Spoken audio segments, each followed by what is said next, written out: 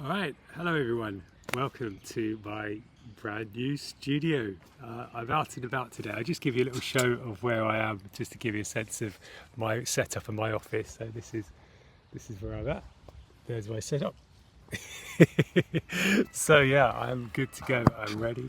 I'm in the middle of a park. You might hear some, what are they, peacocks over there. So yeah. So why am I here? Why am I out in the world today? Yeah, so it's a bit of a different space, a bit of a different kind of feel to today's video perhaps. And there's a few kind of reasons for that. First of all, I'm going to be dealing with something that's kind of different to the other stuff that I put up on my channel so far. I think it's kind of like symbolic that I'm out in the world, because I think so far most of the things that I've done are kind of about me. I've centered on myself, my journey, my experiences, and today's video it's going to be a little bit more kind of universal. So being in a space where there's people walking around and living their lives, it's a little bit, I guess, it's kind of symbolic, I suppose. I've also got notes. I've done research for this video today, so I'm kind of going against like the ethos of the channel so far. It's been sort of low effort. I might even do some editing in this video depending on if I want to bring in some like pictures and images or anything like that. So yeah, we'll see how it goes. It's a trial run, I guess. So what is today's video going to be all about? So this is obviously something that's kind of on, I think, everyone's mind to a certain extent, but especially trans people, gay people, all minorities, I would imagine. And I kind of touched on it in the video where I talked about things that I'm afraid of and the kind of the wider societal issues that surround transgender people and the experiences they face. And I wanted to make a video where I kind of explore transphobia a little bit more. And initially I was just going to create a video where I'm just going to sort of talk a little bit about my own sort of thoughts on the matter and share my insights as much as they are worth.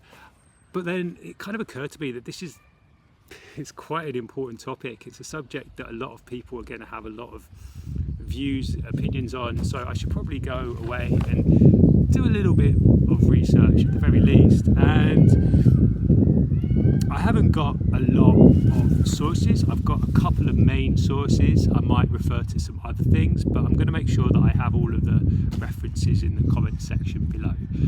And again, my sources, they're not brand new. They may well be outdated, they may be outmoded, they're quite specific in one space. So no doubt what I'll be talking about in this video today, a lot of people might disagree with. They might say, well, that particular model, it's been superseded by something else, but that's fine, because really this is just a mode for me to talk about what I think about transphobia, and it's also to create that kind of discussion, because I think this is an ongoing conversation between lots of different people, and it shouldn't just be me standing on a soapbox saying, well, here are the facts and that's the end of the conversation, because that's just not how it's going to work at all. I made this video for not just for trans people or for gay people or for anybody who is in a minority, experience prejudice or discrimination. I'm making this video more for people on the other side of the fence. I'm making this video for, actually, I'm making this video for maybe the second or third person that I ever came out to. And I came out to them because they were using transphobic language on social media. And I wanted to let them know that that was unacceptable. And it was unacceptable because, not just because I was trans, but because it's unacceptable language. But this person, and if they're watching this, you know who you are. You should remember this conversation. This person turned around and they were like, well, no, I'm not transphobic. I support you. I support your journey. I will do what I can to support you. But ultimately, they were still using transphobic language. They were still part of the LGBT Alliance, which is a transphobic organization. And I don't know if they still are. They went off social media, so I really hope that they're in a much better place these days. Anyone is capable of personal growth. So I'm making this for you.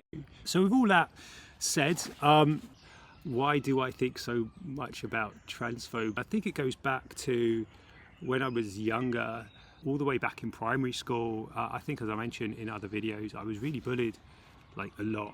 in my schooling days, and whenever I'd go to my parents to talk about, to seek guidance, to seek counsel, to seek support, they would often tell me, well, look at it from their perspective, try to understand these bullies. And I often found this to be quite an unsatisfactory response, because it felt a little bit like understanding meant forgiving. And I guess it's taken me a while to kind of come to the conclusion that's not necessarily the case. But what it did is sow the seeds for giving me a cause to kind of stop and think and take stock of different situations where there's something that I don't understand or I don't disagree with, and rather than my immediate reaction to be one of complete disgust, I try a lot of the time to sort of analyze and dissect things and to try to figure out what might be an underlying cause to a lot of these things. I mean, I don't think I'm alone here. I don't think there's anything special or unique about this, but that's just how I arrived at this particular juncture. A lot of the reasons why I think people would say bullies are bullies is because maybe jealousy, maybe because they've got a broken home that they're living in, all of these kind of reasons, but none of that really sort of none of that really squared with me. And I think just like how there's lots of different explanations for why bullies are as the way they are, similarly with prejudice, phobias, there's lots of different models, lots of different explanations to try to describe why somebody might not just hold prejudicial beliefs, but also express them out openly in the world as well. And that's kind of what I'm going to be investigating today and discussing in this video. I've got a few caveats that I just want to get out in front of just before I sort of get into it. As I've said already, these are quite potentially minor sources. It was just literally, I spent a few hours Googling and finding some sources which I found quite interesting, but also most importantly, they were accessible. I didn't need to go and spend hundreds of pounds on getting articles or other academic papers which are quite difficult to source. These were fairly easily accessible PDFs that I was just able to pull off the internet, but they seemed fairly sensible to my eyes at least. I also want to say that while I'm going to be talking about transphobia and bigotry, I also want to say that there is a kind of a sliding scale, and one of the sources that I found, they refer to a researcher called Allport back in 1954, and Allport tried to create a bit of a distinction between what he called bigots and those who express prejudice with compunction. So that's, you'd have your kind of out and proud bigots doing bigotry without any sense of moral quandaries. They were comfortable with their bigotry, they were open and proud of it to a certain extent, and that didn't necessarily reflect, I mean, he was talking about Americans specifically, that didn't necessarily represent the majority of Americans. The vast majority of Americans, he said, had this kind of prejudice with compunction. They expressed prejudice or they justified prejudice, but they felt guilty or they felt bad about it. So I think this is probably a fairly reasonable take, that there's this kind of grey area where you've got your kind of extreme people on this end, and that goes all the way down to people who are perhaps expressing phobic beliefs or behaviours, but not being aware that they're doing so. And in fact, if you were to flag up that this is something that is not desirable, it is something that is transphobic or homophobic or something, they would actually be quite unhappy about it. But nevertheless, they still were using this language or displaying this particular behaviour, whatever that is. Okay, so I'm going to be touching also just another sort of caveat. There will be things that I will say which are completely my own point of view, they're my own perspective based on my own kind of musings and observations and stuff, and I'll try to separate the stuff that I'm sourcing from the stuff that I'm kind of semi-inventing in my head. But I mean, the way that I see it, I've done social science in the past. I'm a psychology graduate. I studied education as well, so I've done a lot of investigation into sort of social sciences, and to a certain extent my musings are no more or less valid than the musings of a professor in an American university. I think. I have no source for that, by the way.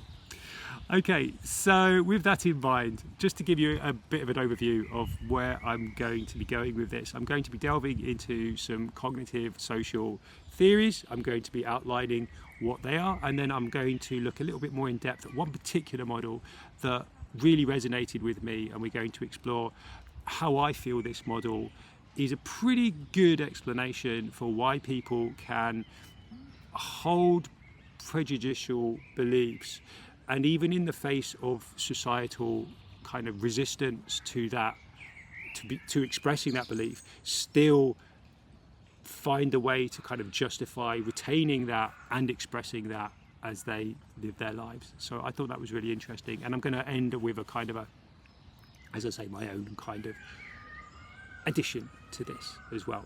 But first, I keep saying but first, I think, is this like the 6th but first so far? I've got but first several times on my notes. It's really my own fault. I should have been a bit better with my linking phrases here.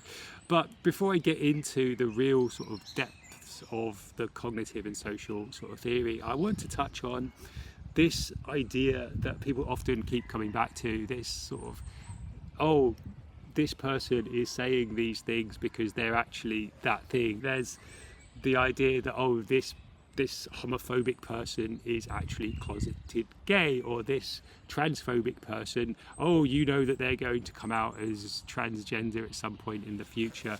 And there is something quite sort of, I think, cathartic about that idea that these people are only expressing these views because there's some kind of internal sort of self-hatred almost, or there is this sort of unwillingness to accept themselves. And it's kind of like, I don't know, I think people often celebrate that because it's like, oh look, they're obviously really deeply unhappy because they can't be free to be the person they want to be.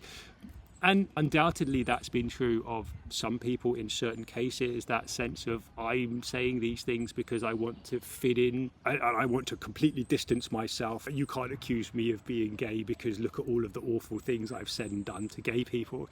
But that lets cis straight people completely off the hook. And also, you know, where do those initial ideas come from?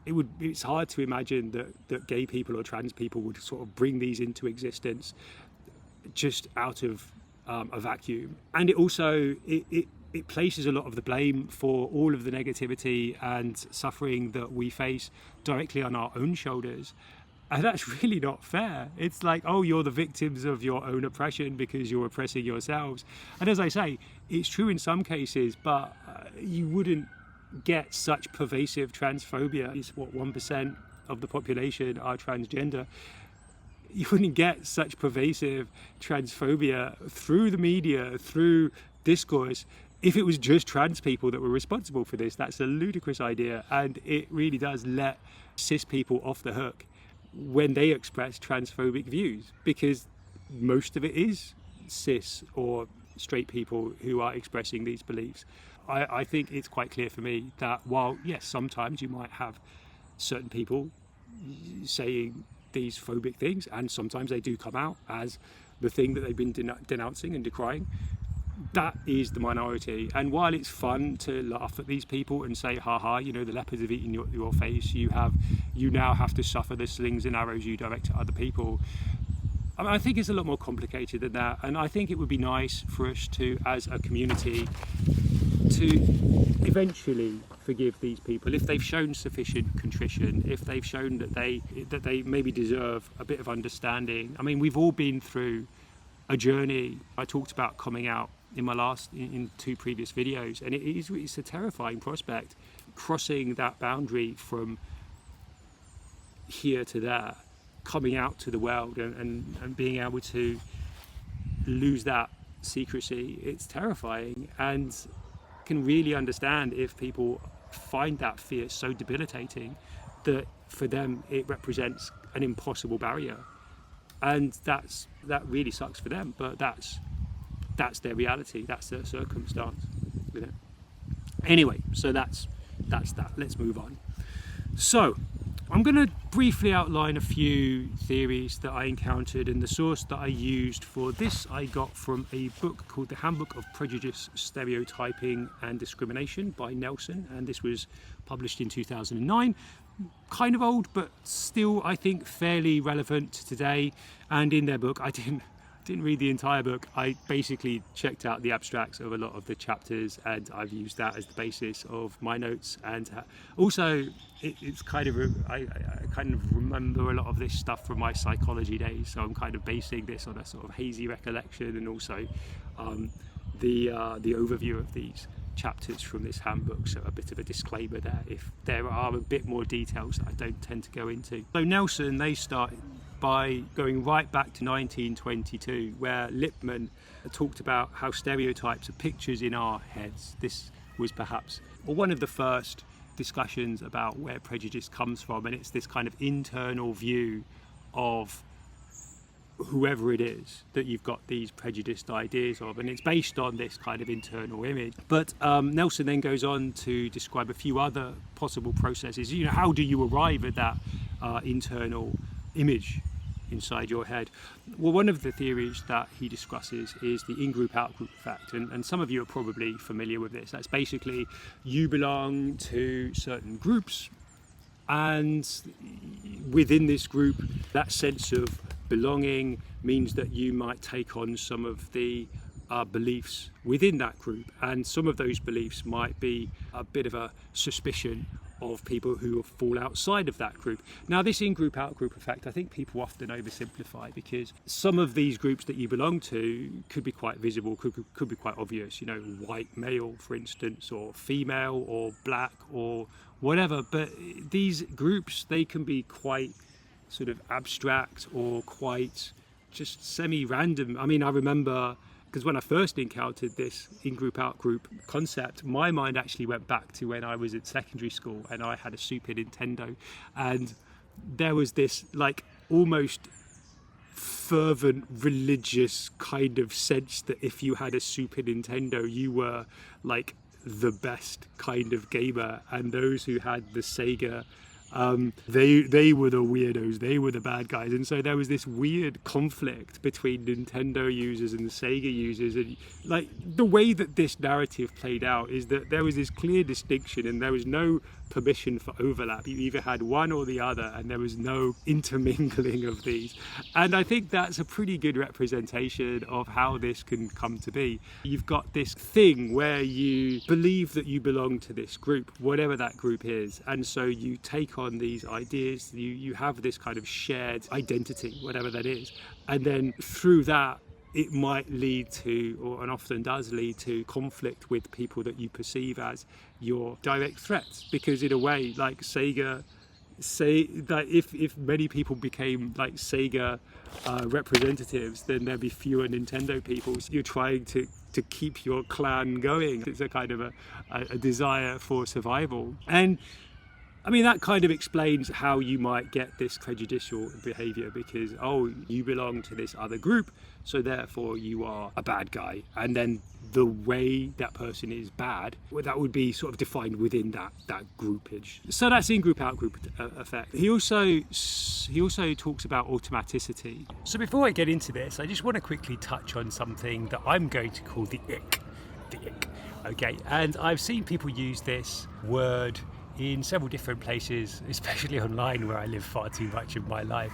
And I want to just describe what I understand this word to mean. And I think people, when they generally use it, when they're using it online, they kind of mean this feeling of disgust or discomfort, and it can be something that's kind of short term, long term. It's something that might emerge over a longish period. But the way that I'm going to use it and describe it in this video is that feeling of disgust, but triggered by something immediate, something short. It's a very automatic, very quick, almost immediate response to something. So you can imagine you'll see, like a moldy piece of food or something. Oh, it's that disgust feeling. And you can get this, of course, when you look at other people. And because it's so quick, because it's so automatic, it's completely outside of your control. So you might get this feeling of the ick almost without being aware of the reason why you have been triggered this way.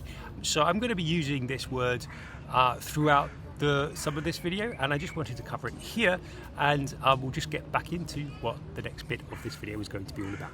So automaticity is basically that. It's a kind of quick, unconscious way that you process the world. So the world is big. I mean, look around you. There's so much to take in, right? And every time we see something, we need to analyze that. We need to try to categorize that.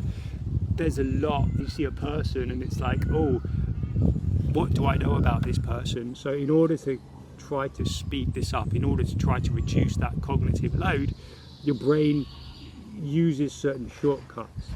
And the ick is part of that. It's this sort of shortcut of, oh, that sort of cognitive response to that particular input, let's say. So because this is very much out of your control, it means that you're very much at the mercy of your kind of unconscious biases, the sort of cultural input that you've received about what is acceptable, not acceptable, what is a threat, what is not a threat. And this is all kind of being processed very, very quickly. And as I say, outside of your conscious control. And I'm going to come back to this in a moment. Yeah. This notion of automaticity. Those are some of the kind of the main ideas, and I've tried to get those across fairly quickly. There's a lot more detail there, and I'm sure there's a whole battery of criticisms, support, discussions and so on, but I just wanted to give you a little sense of where a lot of this psychological and social and cognitive discussion has gone over the last 30, 40, 50 years. But I want to focus, as I said earlier, I want to focus on one particular model that I encountered through the research that I made for this video, and I thought this was really interesting. And this is called the justification suppression model, and I came across this in The Social Psychology of Prejudice, which is edited by, I can't read my writing, Transgender and Scheller. And the edition that I had was from 2004, but I think it was originally published in 1996. So again, it's quite an old idea. It's at least, what's 1996? That's almost 30 years old now, is that? But even the version that I read from 2004, that's 20 years old now. So again, maybe it's been superseded.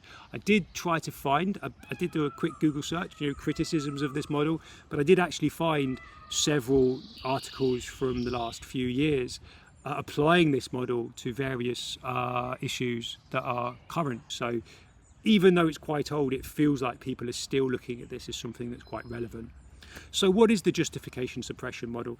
The authors of this idea, this model, they started with a description of all of the past research, as most papers tend to do, and they describe there's a general kind of pattern, a general kind of category of these sorts of ideas, and they call it a two-factor model, and it works on that automaticity idea that I talked about before. So the two-factor model is basically where you've got that kind of initial automatic response, and they call this genuine prejudice or something like this. And it's that quick unconscious reaction to a person or to a thing, right? But a lot of these models also are aware that people don't just go around like displaying these prejudicial beliefs. There must be some kind of filter system. There must be something that sort of prevents people from just going around willy-nilly like doing a hate crime. Yeah.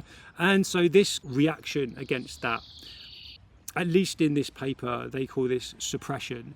So you'd have, on the one hand, you'd have your kind of initial, the ick or whatever you want to call it, and on the other hand you'd have these forces that are acting against that to suppress somebody's possible desire to express some kind of prejudice.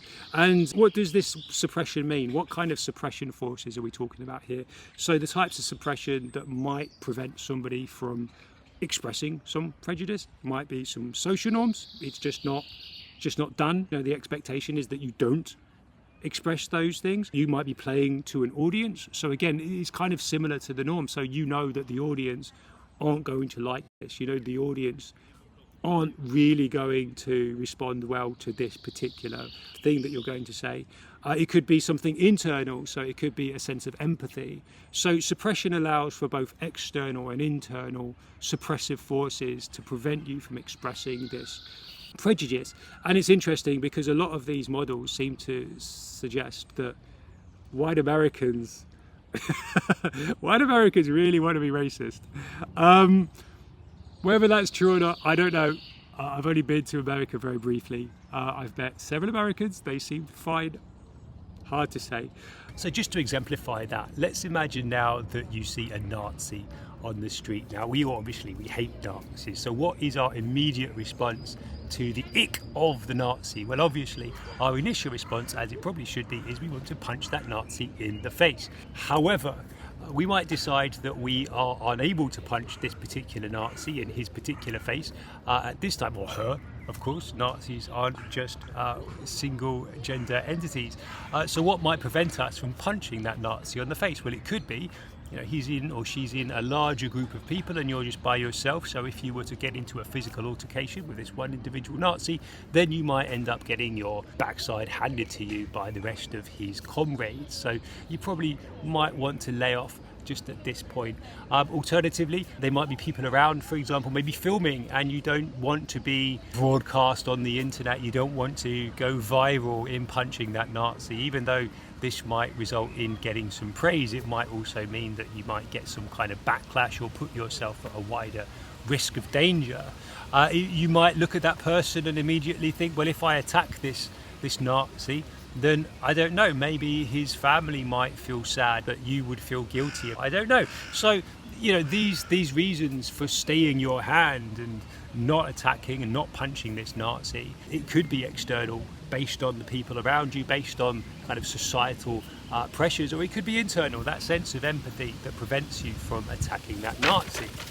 However, some people do attack Nazis, some people do get round to punching these Nazis in the face. So what is it that gets them past those suppressions? What is it that makes somebody go from being suppressed to being able to express this impulse, this ick, so to speak? And you can see this around you. You can see online that people are more than happy at expressing transphobic, homophobic, racist views, even in the face of, well, I was going to say social pushback, but relative social pushback in terms of certain types of prejudices at the very least. So why do some people manage to get past that, even where you've got family members, colleagues, peers telling you maybe you want to lay off transphobic stuff? Billionaire author person. So I came across a very interesting and what I think is quite a worthy of consideration model that's called the justification suppression model. I think it's a pretty good explanation at why might somebody get past these suppressions and still end up being able to express certain prejudices. And before I explain what this is, I just want to, something interesting happened yesterday, in fact, I think. So I'm going to tell this story and then I'm going to use this story as the way that I explain this model, because I think this story, this situation, for me at least, I think it's a very good example of how this model works in real life. So we have a downstairs neighbour and she's a little bit batty. She's your very typical kind of the aunt that nobody particularly wants to invite to family gatherings, let's put it that way. So I mean, I'm quite fortunate because I'm not living in an English-speaking country, and so I don't really need to interact with this person, but my girlfriend, she'll often have conversations with this lady, this wonderful lady, and she knows all about this person's belief system, let's say. So apparently there was a conversation going on between my neighbour, the crazy neighbour, and somebody else. I don't know who this somebody else was. It wasn't my girlfriend. She just overheard this conversation. Now, another one of our neighbours, or semi-neighbours, she lives in our area. It's this young, highly autistic girl, and we see her around our neighbourhood. She seems really nice. She has a dog, she rides a bike, she seems pleasant enough, causes no problems for anyone, but she spends a lot of time on a swing, which happens to be directly outside of our block of flats, and she can be sitting on that swing for hours at a time, pretty much every day. And I see her and I think, well, obviously this is something that she needs to do to calm herself. This is fine. She's causing no harm to anyone. However, our bonkers neighbour, she will maybe see her on the swing quite frequently, and so she was talking to this other person and saying how awful it is that this girl, she's spending so much time on the swing. How could she possibly spend so much time on this swing? She should be doing something else. Whatever that something else is wasn't entirely clear. And she was framing this in the way of like, oh, I'm only wanting to help this girl. I only want to kind of protect her from doing potential damage to herself while she sits on this swing. I think the phrase that she used was something like her brain will kind of like rattle around or something like this. It was all very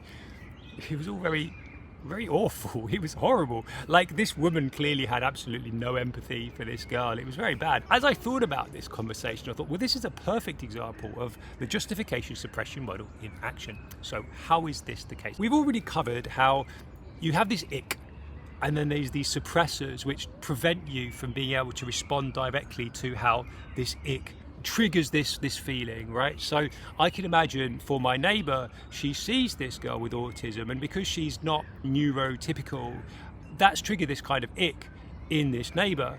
However, my neighbor doesn't want to tell herself that she's a bad person. You can't come out and say disabled people are awful, disabled people are terrible, they should just stay at home and I shouldn't have to look at them because it makes me feel uncomfortable. You can't say that because it's bad. But her message was basically that. Her message was like, I don't want to see this person on the swing outside my building. And the subtext to that is because it makes me feel uncomfortable. That's not what she was openly saying.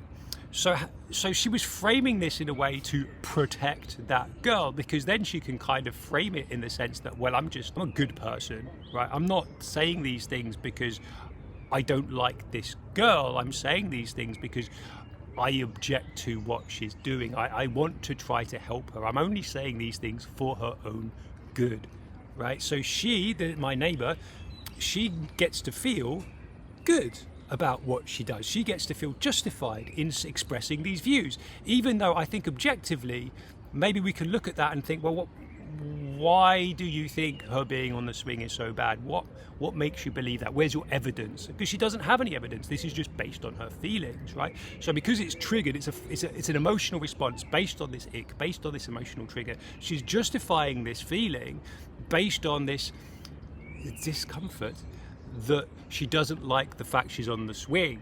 She doesn't like the fact that she's playing with the dog. She doesn't like the fact that she's doing these things visibly out there in public because it makes her feel uncomfortable. But she's going to say it makes her feel uncomfortable because she's only trying to help. So basically, that's the justification suppression model in practice. It's a way to subvert or to give yourself a justification for that ick. Because the way that it was described in this model was that suppressing these icks through these suppressive measures, it takes a bit of cognitive stress. It places a load on your brain because you have this urge, you have this trigger, whatever it is that's triggered you, and you've got this immediate response, but you're kind of being suppressed. You know, your brain is working hard almost against itself to try to prevent you from doing whatever it is that you think you should do in the face of this trigger, right? And so this takes a bit of energy, and so actually acting on that ick, that impulse, it gives you a little bit of a reward. So there is actually a kind of, according to the authors, there is this mechanism that rewards responding to that ick. Okay, so what kind of mechanisms, what kind of justifications, the justification in the justification suppression model, what justifications do the authors put forwards? Well, there's a whole range of them. There's a massive list of justifications, and some of them could be a kind of naturalistic fallacy, so calling for, oh, this is natural, it is, so it is good. You can see evidence of that in things like, well, transgenderism, it isn't, it isn't common. The fact that it's becoming more common is a bad thing because it wasn't when I was perhaps younger, and it was good, right? That was a good thing because naturally it wasn't a thing. And people often point to evolutionary biology, right? So there's no purpose to homosexuality. There's no biological purpose to transgenderism. It's like, well, that doesn't necessarily make it bad, right? That just means that you're trying to find this justification for why it's bad. So that's one possible type of justification. There's a social hierarchy, the fact that it fits into your sort of social structure, and that is a potential way of justifying it. One of the other justifications that they pointed out was the idea of suffering, which is a kind of a cognitive sense of karma, I suppose. And the argument here is that if there is a group that is suffering, there's some sun glare there, so I'm just going to shift my camera. If there is a group that is suffering, they must have done something to bring about that suffering onto themselves. For example, somebody might look at the higher likelihood of trans people being homeless or being unemployed, and they would turn around, rather than looking at this as a reason to try to support and empathize with trans people, it would be a case of, well, no, there must be something about them that's making them like homeless. They're homeless because of their something inherent to being trans means that you need to be homeless, which is obviously not great, but that's one way that they might justify that prejudice towards trans people, for example. Another one, and this is quite a common one, is this notion of a perceived threat, and you see this like woven through so many of the moral panics of the past, and moral panics, that's an interesting one because I intend to do a video on that at some point. The idea that black men are a threat to white women, the idea that gay people are a threat to children, the idea that trans people are a threat to children. It's a recurring theme, the idea that Jewish people are a threat to children.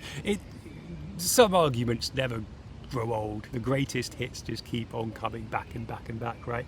So, although I don't remember it being on their list, the example that I gave as a justification, I'm not sure if it fits any of those, to be honest. And my justification, the justification from this example, I would say, is a justification from the idea that you are a good person. And anecdotally, I know of a few people that do this sort of thing, and I don't want to be prejudiced myself, but I would say that religious people in particular might use this as a way to justify their prejudices. I'm a good person, I'm a Christian, I have a strong moral and ethical code because I stick to my Christian beliefs, so therefore this prejudice that I have, because I'm a good person, must therefore be justified because I'm a good person.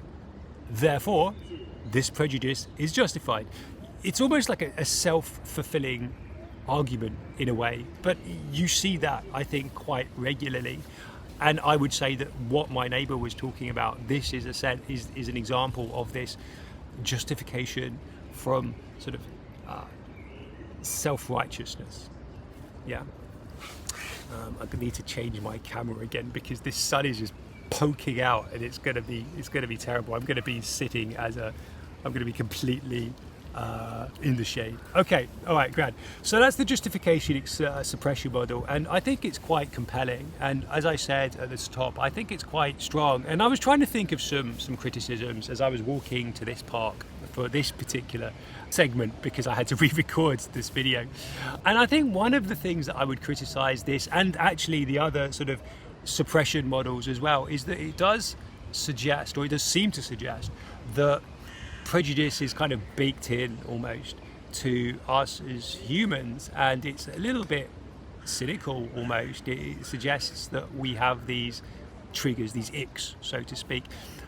I suppose that's one possible criticism of this model, but at the same time I did sort of come away, as I was criticizing it, I was also criticizing the criticism, thinking, well, it does track. We are prejudiced. We're awful, and it's not talking about specific prejudices. It's not saying that we're all homophobic or racist or sexist or whatever. It's saying that there are things that trigger us, but we're able to overcome these triggers. Like it's something we need to overcome. We're able to overcome them, and still, despite the suppressions that exist in society and internally, we're still able to express these prejudices. And then for me it feels quite accurate to suggest there has to be some kind of cognitive mechanism to help you justify that. How can you get past that society says this is bad, yet still you hold to the fact that you are the hero of your own story, that you're still able to sort of look at yourself in the mirror and tell yourself that you're doing a good thing, that you're a good person, despite you causing or you contributing to the misery and suffering of other people? How can you do that without there being some kind of internal, like unconscious, cognitive shortcut mechanism to help you overcome that? And I was thinking about my own experience and reflecting on my own kind of thought patterns and behaviors, and I was thinking about my own kind of senses of icks and what triggers icks in me. And sad to say, sometimes I'll see images or videos of other trans people and I do get that initial response, because it is baked into societal beliefs that women or men, you need to have certain features, you need to be acting and looking in a particular way. And so sometimes trans people aren't at a point where they're able to express themselves in that way, or they're not able to pass in that way. And it does, I'm afraid to say, it does sort of give me that immediate, because it's an unconscious tick really. But because of my levels of empathy, because of what I know about, the trans people, being one myself, I do then take a moment to sort of step back from that, maybe even analyze that trigger and sort of look at this person with a little bit more empathy and think, well, look, this person, look how happy she looks, look how happy he looks, look how comfortable they seem in their own body. Who am I to try to feel bad for them or anything like this? And I think sometimes it's also a kind of a reflection of myself and a kind of a discomfort within myself, a kind of a self-ick in a way. So maybe that also suggests there's still things that I need to overcome about my own image, about myself too. So it's complicated. It's cognitive psychology, I suppose. Yeah, I just wanted to finish on one last thing, a kind of a personal theory, I suppose you'd call it.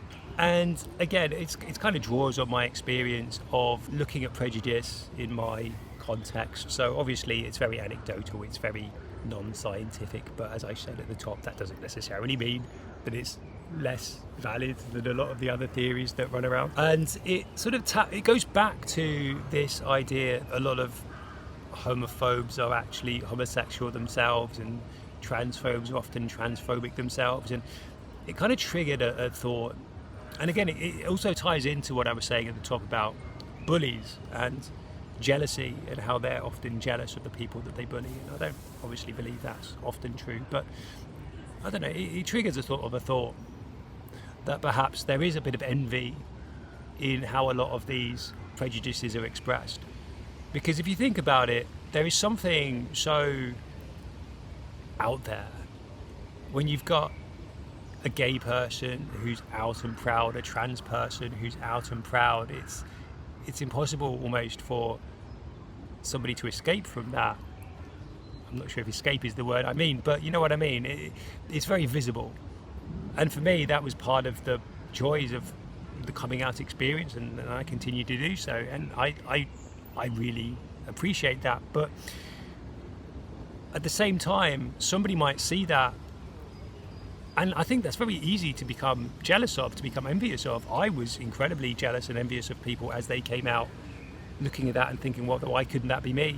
It's quite a strong emotion, it's quite a strong response.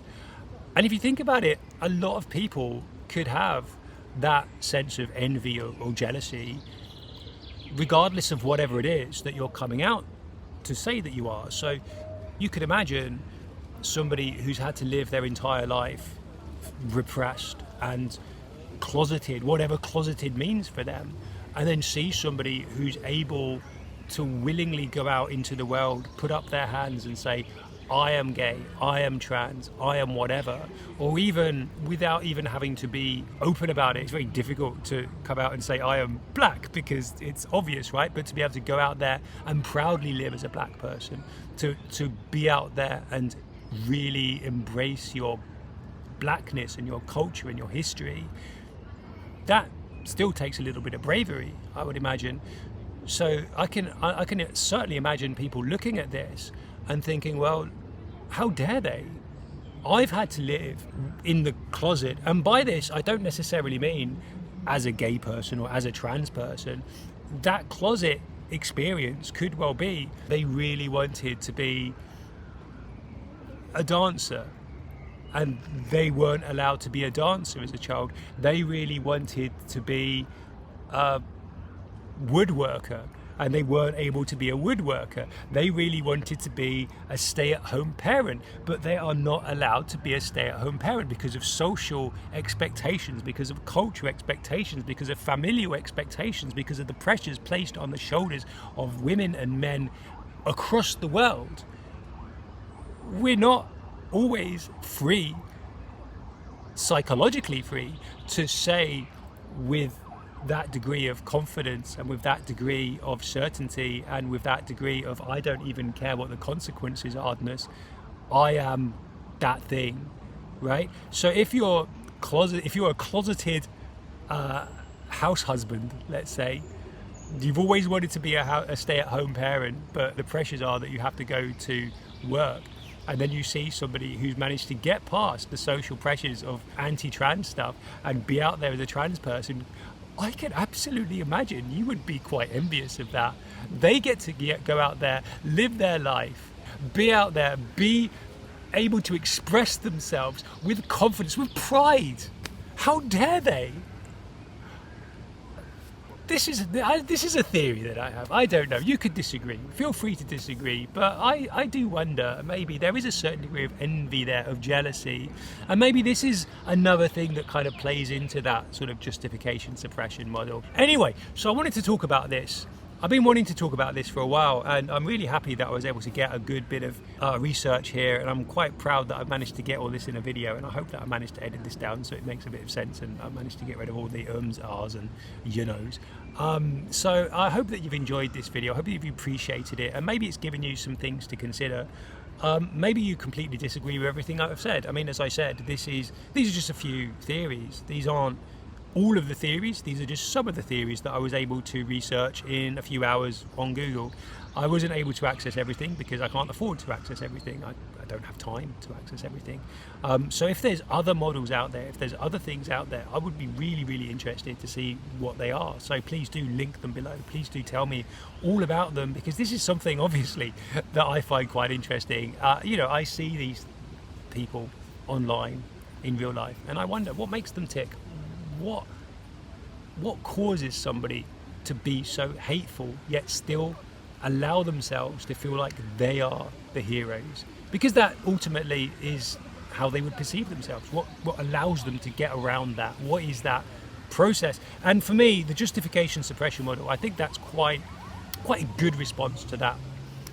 Don't think it's perfect, but I think it's good nonetheless. So thank you very much for watching. Thanks for maybe this is quite significantly longer than the other videos that I put out, but I've really enjoyed making it, and I hope that you've appreciated watching it as well. Thank you very much. Goodbye.